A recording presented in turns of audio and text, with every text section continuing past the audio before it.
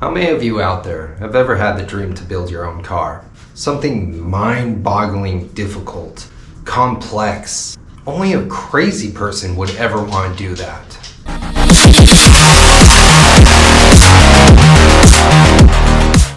Hello, how are y'all doing? It probably all starts with a dream to go fast, a dream to create, a need to flesh out into reality, an impulse to bring to life what dreams could only dimly ever allude to. And so many times that once these dreams have been manifest reality, they take on a life of their own, far more in-depth and intricate than the original dream ever alluded to be. 1964, a man by the name of Tony Bianco founded his objective to build the sports car of his dreams. Having spent his entire career as a race car prepper and fabricator, Tony Bianco developed some amazing skill sets. A mid-engine, steel tube frame, gull wing door with independent suspension, all disc brakes, and a clamshell fiberglass body.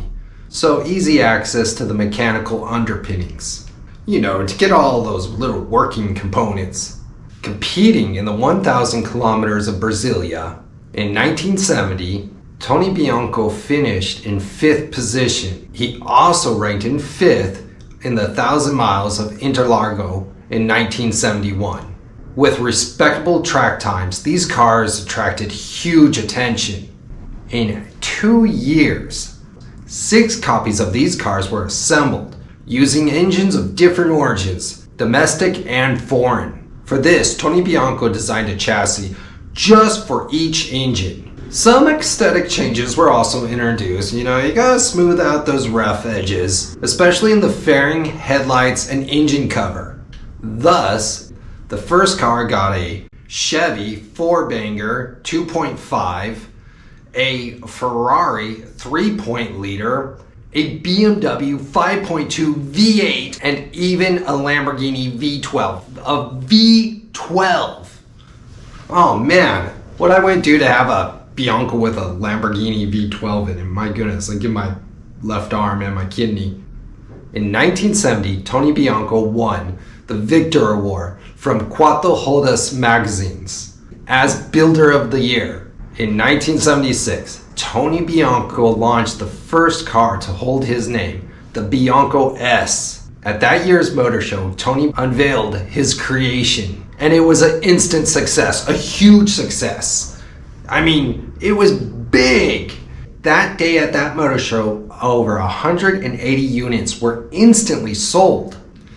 It had pleasant lines from any angle it was seen, and the lines were aerodynamic, beautiful curves.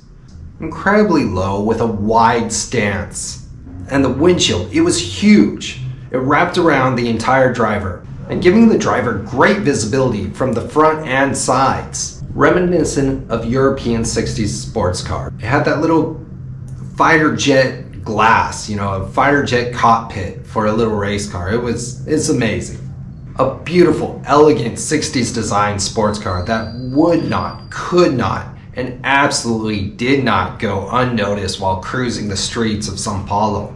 Easily confused with the Italian exotics of the day, a business was quickly established by Tony and his brother, with the aim of selling cars specifically to the Brazilian market. The Bianco S was one of their most popular and prized models. Produced from 1976 to 1985. The vehicle was popular among sports car enthusiasts for its elegant design and enjoyable handling.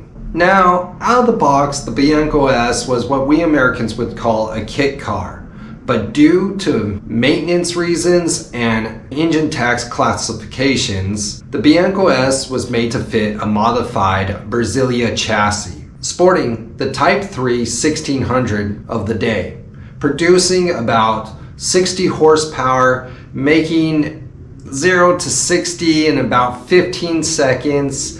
It had a maximum speed of 150 kilometers per hour. That's about 93 miles an hour. So, for American standards of today, it's slow.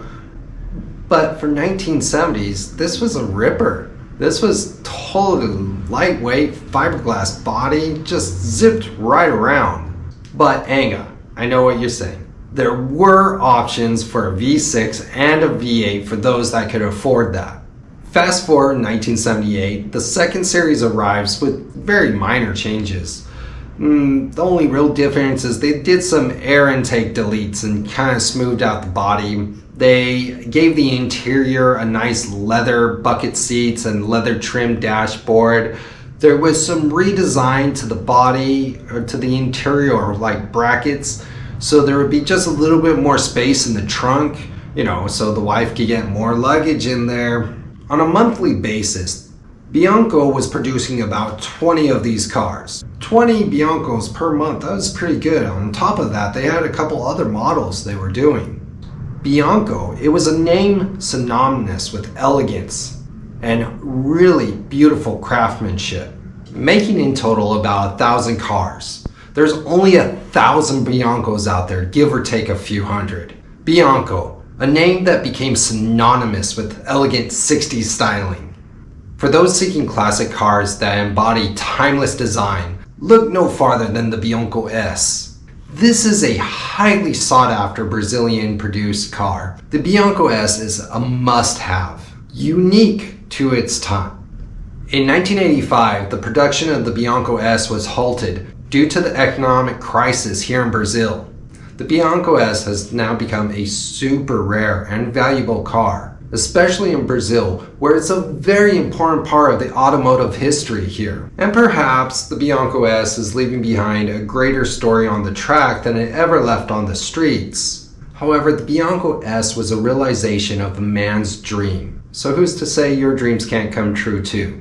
I want to thank you for stopping by, and please smash that little like button and share this if you know anybody that you could annoy with this video, or maybe somebody that might like this video. I want to thank you guys for stopping by. And until next time, até a próxima. Ciao.